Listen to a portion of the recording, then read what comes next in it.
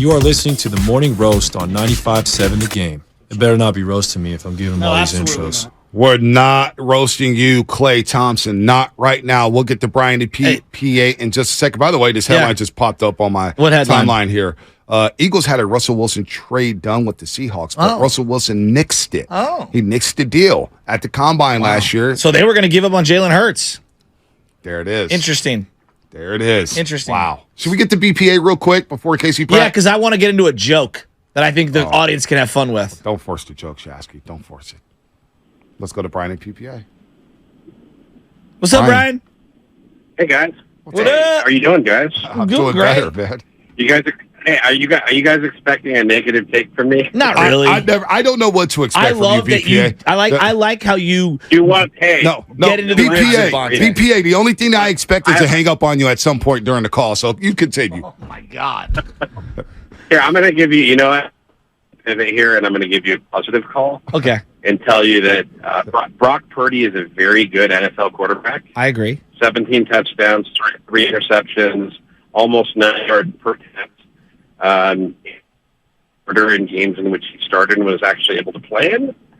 And I think we should celebrate that. Absolutely. Very good quarterback, and he's very likely to get better, right? In the same way when Tom Brady was a rookie and a lot of people said, oh, it's a flash in the pan. Guess what? You know, he's going to get better. He's going to learn how to diagnose NFL defenses even better than he does now, than he did as a rookie. I like it. And I think we should be thankful for that. Hey, you know, like, look, not every pick is going to make it, right? So Trey's, you know, they didn't hit with that pick, and it's okay because they hit with Brock. You know, Trey's not an NFL quarterback at this point, and everything that Kyle Shanahan has said and communicated has sort of. Are you pro Darnold, BPA? I think that Darnold has a better chance of being a good quarterback in this system than Trey Lance, because I've just never seen Trey Lance flash the ability to do even just basic NFL quarterback stuff about reading defenses, eyes down the field, moving in the pocket, throw with accuracy. Never seen him be able to do any of those things. And doing it against Fargo State in 2020 isn't the same, right? Or, you know, East South Dakota State's not the same thing, right? Sorry. So. PPA, man, one of a kind, man. I gotta tell you, he's one of a kind. Special A shout out my boy Ralph down there at Coyote Creek. Ralph, Susan, Miles, K. They want to send a huge shout out to Paige Blanchard, a special young lady graduating from Windsor High School up north. Oh yeah, on her way to Baton Rouge and LSU. How about that? We're proud of Paige and the person she is. Can't wait to see what the future holds for her. Go Tigers! And with that said, Casey Pratt, ABC 7. We love Casey Pratt. We pushed him back right when the Baumeyers news dropped. He was on the air. I forgot about that. But yeah, right. Totally, but Casey Pratt's a good sport. He's been one of the biggest voices in keeping us updated on the Oakland A's, Howard Terminal, Las Vegas. We got to give some love because the A's have a rich tradition here in Oakland. I do believe this could be a 2-team market. I really do. And it's sad what's going on with the Oakland Athletics as a team on the field, as a team off the field. The organization has failed this community. So, Casey, finally, your moment to shine on the Morning Roast. What's up, Casey? What's up, guys?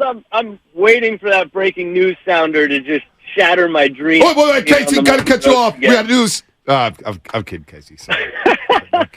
The floor is yours, man. All right, so look, man, I'm so lost in the A situation, man. There's a new report every single day, but you have been consistent. You've been all over it, so that's why we want you on, and it's your time to shine here. So we had a hearing last week in Las Vegas with the Nevada state legislator. Let us know the details on that. Where are we at with this situation with the Oakland A's in Las Vegas?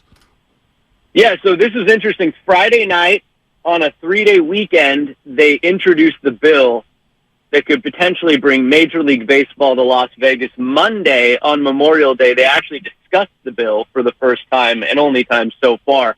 It's really because, like, the legislative session ends on Monday. They meet every other year, so that's kind of why there's such a rush right now. And at the moment, the big news is, I don't even know why I know all this stuff. I shouldn't know all this stuff, but Nevada has not passed their state budget yet, and the governor vetoed a bunch of bills. So unless they pass the state budget, they can't even vote on this baseball bill by Monday. So, yes, now I know Nevada politics. It's great. I mean, there's so much nuance to this. Like, I think most fans, are they going or are they staying, or do we just not know? Is this all, like, fake? Like, what's your read on that when you get when you get asked those kinds of questions? Like, what's going on, man? Are they staying or are they going? That's, I guess, where we're boiling this thing down to. I know it's unfair because maybe you don't even know the answer to that, but it's exhausting. It is. Trust me, it's very exhausting. I've somehow decided to live this every day because I grew up going to the Coliseum. I just care about what happens, and I think the fans don't really have a voice in any of this. So I follow it diligently, and my read is that I think Nevada will ram through this bill at some point in time. If they don't do it by Monday, they'll call a special session and do it because they want Las Vegas to be the sports capital of the world. They want Major League Baseball. Would that be the nail in the coffin for A's fans in Oakland? I mean, very likely, but perhaps not yet, and that's where things get interesting. If you look at what happened with the Sacramento Kings, maybe you guys were out there when the Kings and Warriors played that series, and that arena is spectacular. And I don't know if you guys remember watching, but I watched the Kings broadcasters crying on the air on the last Kings broadcast in Sacramento, or so they thought. But then when the team went up for sale, Vivek Ranadive was able to buy the team and save the Kings in Sacramento. So if this franchise ends up for sale, it could be saved. I actually just put up a YouTube video where I concocted this plan where if they could give Nevada to John Fisher and the A's, perhaps sell the rights to the franchise to a local buyer who wants to keep the team here, then you could fix two baseball markets in one swoop. So there's still lots of different options, but yeah, it's not looking great for A's fans out here in Oakland right now. So like Bonte references, he thinks that it could be a two-team market. I'm sure there's tons of data all over the place. What is so appealing about Las Vegas versus Oakland? Like, what is it simply they want someone to fund a stadium, or are we not seeing? Because everyone's going to say, well, it's a bigger market in the Bay Area. There's more people in the Bay Area. But does that necessarily mean that they're going to make more money, or is this simply about just getting a welfare check for a stadium? I'm with the welfare check camp on that, because if you really look at the two deals, in Oakland, it would have been on 50-plus acres of waterfront property staring right across the bay at Oracle Park. You would have had control of that land if you're the A's. You would have had that stadium. You would have had it all. But it was also a much larger development. They bit off way more than they could chew. They tried to add 3,000 residential units and all this commercial real estate. Like, look what the Giants did. They built a ballpark. We're 20-plus years into this. Now they're building the housing, right? So if the A's did this more incrementally, they could have done it a lot easier. In Las Vegas, what they get is a 9-acre ballpark they do not own on land they do not own. It's just a quick and easy, let's get it done and not spend as much money situation. It's got a lot of 49er feel to it in that sense. It does. I want to ask Casey this. We had Casey Pratt from ABC7. Of course, that's a great job over there at AB7 with Chris Alvarez, Larry Bell. They do a great job covering all sports here in the Bay Area. I guess I want to know the difference between the $375 million in non-city funding that Oakland raised for Howard Terminal versus the $380 million the A's are getting from Las Vegas. What is the difference?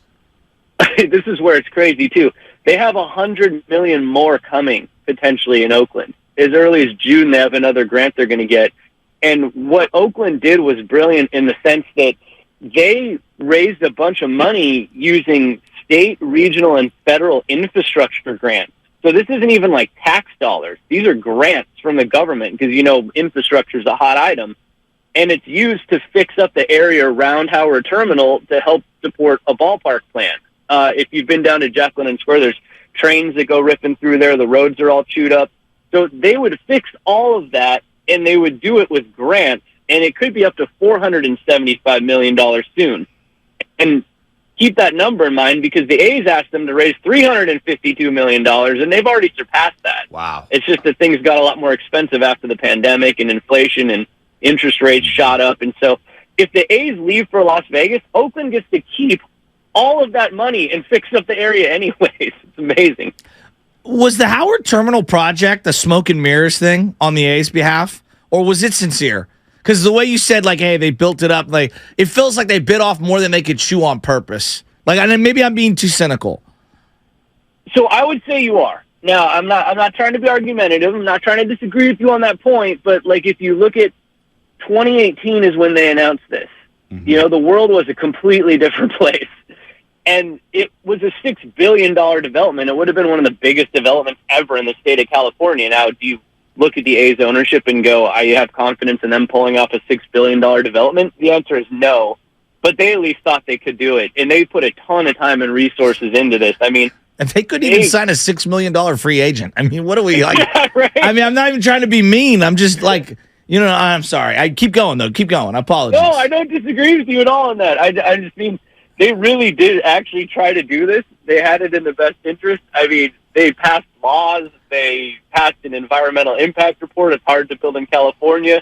They got port priority use approved, which was a massive battle. Like, they cleared so many huge hurdles. It took an insane amount of time and work and energy. But this is why it's so weird for them to just so quickly up and walk away from a deal that they paved the way for on the water in Oakland. I mean, now any other developer could come in and take advantage of all the time and money and energy they spent on clearing this waterfront property. Waterfront property is not cheap or easy to get in the Bay Area, and there's only so much. There's never going to be any more, right? Yep, no doubt. Casey Pratt here on the Morning Roast on 95.7 The Game, ABC 7. So if the deal does fall through in Las Vegas, because it still feels like they are both still far apart, the state of Nevada and the Oakland A's, are there other cities the A's are considering, like a city like Portland or Salt Lake City, or is that all false as well with Dave Kaval and company? Any other cities in consideration if the A's in Vegas the A's to Vegas deal falls through? Yeah, they say there are. I mean, not the A's not publicly saying it, but in one of the Nevada legislative meetings when they talked about the bill, they said if this falls through, they're going to look at other cities. Sacramento's trying to make a case right now too. I mean, in reality, what will happen is if they don't get this deal in Vegas, I think they're going to sell the team. There's a reason all this looks so rushed and chaotic. I think it's because they're out of financial resources. Like, why else would you dump your entire roster, spending no more than what you're getting back in TV revenue, have the absolute worst team in baseball, the absolute lowest payroll in baseball, while you're in the middle of trying to secure the most important deal in the history of your franchise for a new home? Like, that is not how you do things. You saw the Warriors.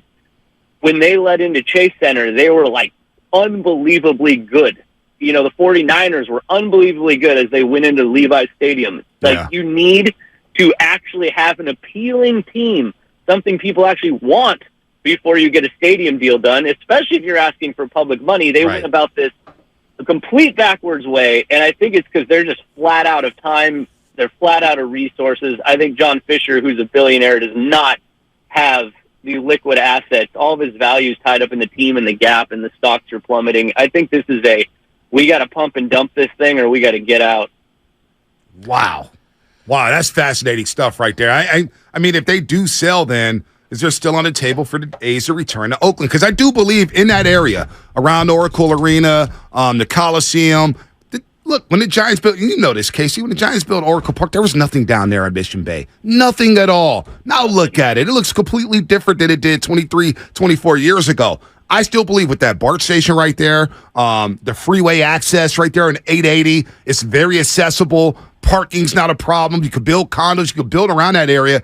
I still think that's a great place to play baseball right there at, where they play right now. So even if Howard Terminal doesn't work out, is there still a possibility the A's, if this falls through, they sell, to have a home in Oakland? 100%. Absolutely. I think that if another ownership group came in, there's two different things they would probably do.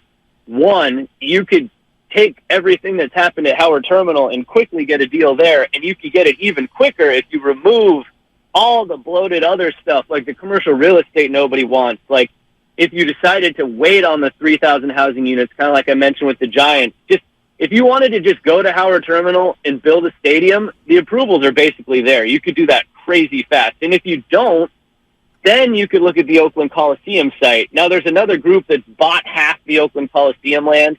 The A's own the other half right now, currently.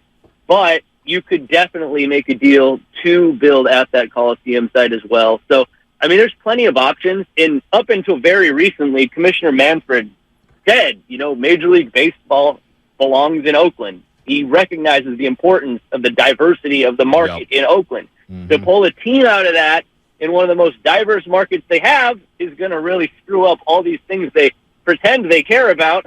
So if you really look at it, Oakland makes a ton of sense. It's just that once John Fisher pivoted off Oakland, that's when the commissioner started saying Vegas, Vegas, Vegas, Oakland, whatever. Well, I think where it gets tricky is when you look at some of these teams that have been for sale, the Anaheim Angels, the Nationals, and they've rescinded that. The Marlins recently got sold. The ones that do sell because they have the stadium, right? And the ones that are in stadium flux, they're not getting the price points that they're at. So not only would you buy the team, then you would have to dump in extra X amount of $1 billion to build the stadium. That's a lot of money, for an asset that's very depreciated right now. It's a lot. I'm not saying it's impossible. I agree with you. There is someone with business acumen. Man, that's a lot. Yeah, I mean, look at Joe Lacob and the Warriors. I mean, this is exactly like that, right? The Warriors were in the absolute dumps. I mean, obviously, they had just drafted Steph Curry, so that helps, but nobody knew what he was going to become. Mm-hmm. I mean, Joe Lacob bought the Warriors for, what, $400-something million? Now it's a $1 billion franchise. I mean, you're buying at the bottom, you get the stadium, and then this team is going to skyrocket in value, especially with a little investment. I mean, guys like the last guy the A's signed was Eric Chavez. Yeah. That was so long ago. Right. $66 million. If you actually had an owner like Joe Lacob, for example, that bought this team on the low, got a new home, actually invested in the roster, got people excited about the product, man, you'd have a whole renaissance in Oakland for baseball. I'm kind of with you there, Casey. I know, Shasky, we disagree at times about this. Because the Marlins sold for $3 billion with the new stadium, and then just a couple years later, their valuation is actually $400 million less than what it was sold for. And they had a lot of things going for them that the A's don't have going for them. I see where he's going. I get the correlation. Let me ask you this, Casey, before we let you go. I have a hard time seeing the math work. Let me ask you this before we let you go, Casey, because this is great stuff here, and I'm glad you came on and joined us, and we apologize about Monday. How does this end? You've covered this every single day. You've been all over it. You've given this great insight throughout this tenure of the A's trying to go to Vegas. How does this end? Do the A's stay in Oakland? Do they end up in Vegas? Does Fisher sell? How do you see this playing out? I think the easiest path at this point in time, and this might be the most negative one, but I think they passed the bill in Las Vegas. I think at that point, Fisher could even flip the franchise and just say, look, I just made a massive profit, get out and let someone else build Vegas. That would probably be the best scenario for Vegas. Could Oakland look at expansion down the line? I just don't see it happening that way. The way I'd like to see it happen is I say Fisher gets his deal in Vegas. He sells the franchise rights to the A's. They build in Oakland. They get Las Vegas. And then you could even get Dave Stewart's group to go into Nashville like they want. And you could have Vegas and Nashville as your new market. That would be killer for baseball. But we'll see if they're smart enough to pull that up. All right, Casey. I kind of agree with that last Nashville statement. will be something else. We'll talk about it. With the Titans Casey, there, building thank a you. new stadium. Casey Pratt, ABC7, always good stuff. Casey, I love seeing your work. Man, you've been all over this stuff. Good stuff as well. We'll have you back on the roast when we get more intel about what the A's will do, whether they go to Vegas or stay in Oakland or if Fisher sells. But good stuff, Casey. Yeah, thank you, Casey. Yeah, you know what? I have so much love for you guys. I put you on in the morning when I take the kids to school, and I just think you guys are two of the most genuine, diehard Bay Area guys out there. I love seeing you thrive. I'm so happy for you guys.